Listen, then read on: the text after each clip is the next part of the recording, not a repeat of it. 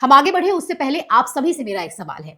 देश का एक आम नागरिक संसद द्वारा पारित कानून पर भरोसा करेगा या फिर किसी सो कॉल्ड एक्टिविस्ट और राजनीतिक विश्लेषक पर? दरअसल योगेंद्र यादव उर्फ सलीम मनरेगा के नाम बदलने और खत्म करने की झूठी अफवाह फैला रहे हैं। उनका दावा है कि सरकार रोजगार की गारंटी को ही हमेशा के लिए दफन कर रही है। योजना में संशोधन का ढोंग किया जा रहा है। 100 की जगह 125 दिन लिख देने का झांसा दिया जा रहा है। हकीकत यह है कि रोजगार की गारंटी को ही खत्म किया जा रहा है। मोटे तौर पे जो हिंदी में कहते हैं, ना नौमत देर होगा ना राधा नाचेगी। तो ये जो स्कीम थी, मनरेगा एक क्रांतिकारी स्कीम थी जिसने नागरिकों को एक अधिकार दिया था। अब नागरिक को दोबारा प्रजा बना दिया गया है, उसको अधिकार नहीं दान दिया जा रहा है। योगेंद्र यादव जी, रियलिटी ये है कि मनरेगा अब भी कानून के रूप में मौजूद है, संसद से पारित ढांचे के भीतर चल रहा है।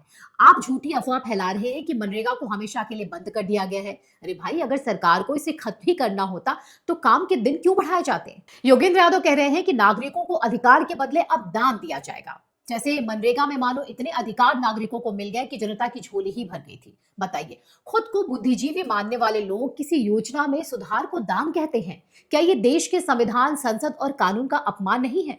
वैसे अपने पूरे जीवन में गांव, गरीब और किसान के नाम पर मनरेगा के भ्रष्टाचार पर क्या योगेंद्र यादव जी ने कभी आवाज उठाई है? जो कांग्रेस के समय एक नॉर्म बन गया था, लेकिन जब आज मनरेगा में सुधार किए जा रहे हैं तो ये उन्हें दान लग रहा है।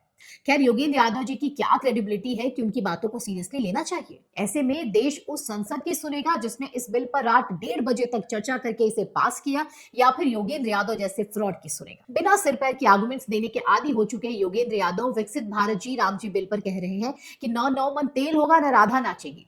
वैसे मुझे लगता है कि जिसे नाच ना आए तो आंगन टेढ़ा ही लगता है। दरअसल योगेंद्र यादव के साथ ही पूरा इकोसिस्टम देश में हो रहे किसी भी सुधार में आशंका और डर जैसे शब्दों का इस्तेमाल करना शुरू कर देता है। देश के लेफ्ट लिबरल गैंग का ये पुराना पैटर्न है, बस हर बार विषय बदल जाता है। इससे पहले इकोसिस्टम का सब्जेक्ट था एसआईआर। जी हाँ, इन्हीं योगेंद्र यादव ने चुनाव आयोग के एसआईआर पर लोकतंत्र खत्म होने का दावा किया था। बिहार में एसआईआर रुकवाने के लिए सीधे सुप्रीम कोर्ट तक पहुंच गए थे, लेकिन इतनी बौखलाहट और हंगामा का फायदा क्या हुआ? सुप्रीम कोर्ट की निगरानी में बिहार में एसआईआर हुआ, बिहार में शांतिपूर्ण मतदान हुए और रिकॉर्ड वोटिंग हुई। अब उसी पैटर्न का इस्तेमाल कर ये विकसित भारत जी राम जी के खिलाफ अपना एजेंडा चला रहे हैं।